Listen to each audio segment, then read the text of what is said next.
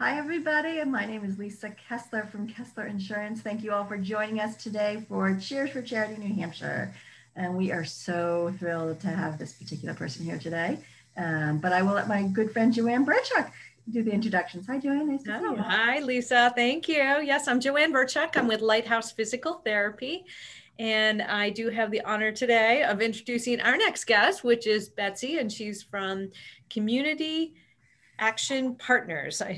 And then there's an SC, which I think stands for Strafford County, right? Yes. Okay.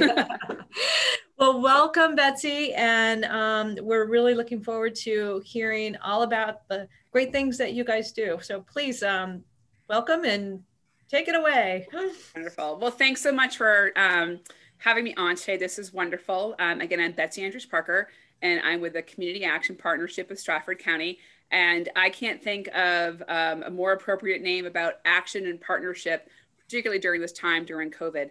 Normally, you may know us from fuel assistance and Head Start and a lot of summer meals, nutrition programs, but we have really like everyone else, have really changed how we're doing our work and pivoted to make sure we're responding to all the community needs during COVID.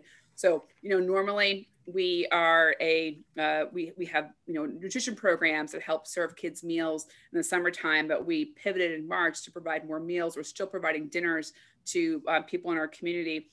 Right now it's getting cold outside, so we're ensuring that people have fuel and electricity is being kept turned on with our fuel assistance program. And a big program that we're doing right now, a lot of people may or may not know, is our housing relief program. A lot of people were impacted by COVID, and they may have had a 2-income household. And by losing an income or decreased income, right now, as of today, I don't want to date ourselves, but we've given over $1 million since July 1st in rental and utility assistance just for Strafford County. I mean, really. And that's a program that we had to pivot for and really start up with working with the governor's office to make sure people could remain housed. We're very concerned about housing. In fact, so much so we're actually going to be doing an emergency winter shelter starting in November as well, to be able to make sure people are safe and free from COVID, and they won't freeze this winter. So we're really, really busy right now with everything we have going on. So I appreciate the opportunity to come and talk here. Oh, that's great. Yeah, boy, that you guys handle a lot of different things for so many different people. How do people generally get in touch with you, and how do people qualify for your services? Absolutely. So we have offices all over Strafford County, but the main one is in Dover at 577 Central Ave. We're right on a bus route. You can't miss us with the big red building in downtown. And we are open 5 days a week. We also, with our website, straffordcap.org, we were able to, because of COVID, pivot and put a lot of our applications and resources online for folks. I don't know about you, but I often at 9 o'clock at night will be doing the work I need to do, filling things out, paying my bills, those things. So we made sure we had that available for folks. So straffordcap.org is a great way to be able to access our resources and start the process. We always say to folks, submit information, submit an inquiry, because you never know what you're going to qualify for. Maybe you'll qualify for one program or another program, but there's so many things at CAP. We just say, if you need help, if we can't find help for you, we'll find someone else in our partners that can help you out. Because no one should be cold or hungry during this time, particularly not here in New Hampshire and Strafford County. Oh, well, exactly. And our winters are brutal. So you certainly don't want people to be without any heat source. What are you finding are your biggest needs and challenges right now? The biggest need right now, like most people, is how to do everything we have to do with schools closing, when going to remote, daycare is not being available, decreased workloads, or for some people, an increased workload. I mean, while we talk a lot about the folks that are not working, we do have a large segment of our community that is working more and working overtime because of the work that we're in. So what we're seeing is just a lot of fatigue about how to make decisions. You get your plan in place, and you're like, this is great, I'm going along on this train, and then a little derailment. And so just that's what we're seeing right now, is folks coming in saying, I had this plan in place, my kids were in school, and now I have this. Or we see a lot of grandparents who have been taking care of their grandchildren or nieces and nephews and those things. And with schools closing down or going to different types of hybrid learning, they're now losing their backup. So that's the big thing we're seeing right now. And then people are starting to, get concerned about being able to access food. So a lot of people are coming in who are food insecure. I'm very concerned that they won't have that food come, the next 4 to 8 weeks. Now, how do you provide so many meals for people? Do you have some amazing team, a really amazing team? Yeah. So, during the day, our cooks cook for our Head Start and childcare programs, and then they pivot around 11 o'clock and move to our after school and dinner program. And then in the summertime, we expand that program with a partnership with, we work at Spalding High School and Dover High School here. So typically in any given day, we put about 500 meals out for folks. But when you go to the summertime, it's over 1,200 meals a day that we have. So we have a great team that works and does it. And we do employ a lot of youth in the summertime to help hand out the meals. And currently we're doing a dinner program in 4 locations here in Strafford County, where anyone, regardless of their income with kids, can come and pick those up. And those are found on our site at straffordcap.org. That's awesome. Where's the new shelter going to be going in place, and how many people will you be able to accommodate there? Yep. So we're doing, so we're working with the Strafford County and the commissioners, as well as the 3 Tri-City area here, Dover, Rochester, and Somersworth, with their leadership. And we'll be actually renting out an entire wing of a local hotel here. And so that will provide 20 rooms. It can be anywhere between 30 to 50 people, depending on their affiliations and how they're coming in together as families versus singles.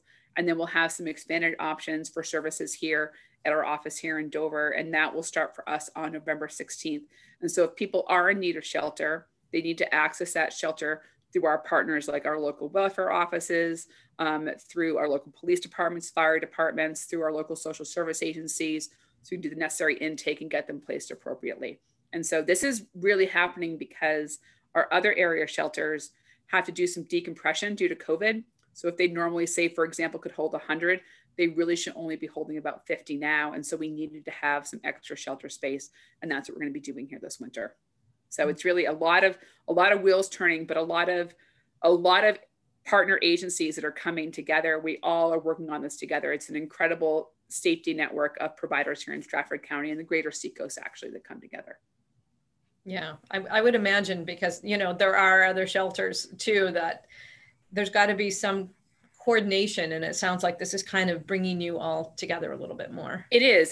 There's a coordinated entry program where we sort of look and we prioritize shelter. But, if you have a local shelter here in our area, only has so much space for people. And if you have a family in there, that family takes up a majority of the space. So really looking and working with our shelters, a great example is working with a shelter down in over in Portsmouth. If they've got a family from Strafford County, it's more cost effective to have that family back up here. So looking at how we can have people exchange and go back and forth. It's really trying to make sure the clients stay where they need to be best for their services. Yeah. A lot of coordination. We do that all the time. And we have a lot of people too that are transitioning and finding, different housing. So we have a big housing support program. We're really, really, really right now trying to make sure that most people are housed. And so if you have a rental unit out there and you're a landlord and you've always considered maybe, I want to help out and do something, contact us at Community Action, because we'd love to be able to help find clients that would be an appropriate fit and get them some long-term stable housing. It makes a world of difference to have that stability. Yeah. So lots of ways to help. You can donate food, donate time. You can donate, if you've got a place, we can always look and try and help fill out any of your vacancies that you have as well. But again, we really appreciate partners like you being able to highlight the work that we do. We think that we have a broad reach, but sometimes people say, I never knew about Community Action. I can tell you, I'll be on a sports field with my kids, when we could, when COVID was not there. And there was always someone coming up to me saying, I heard this. So the one thing I can't stress enough is people may appear like they have their act together. They may come, in the car they've always driven, and you may see them showing up for things, but you never know what's happening for people behind the scenes. And so the one thing I have learned, you can never make assumptions about people and what they do and what they need and those things. So if you know someone who's struggling or just needs a little bit of help, contact us and we're happy to connect you in or help yourselves.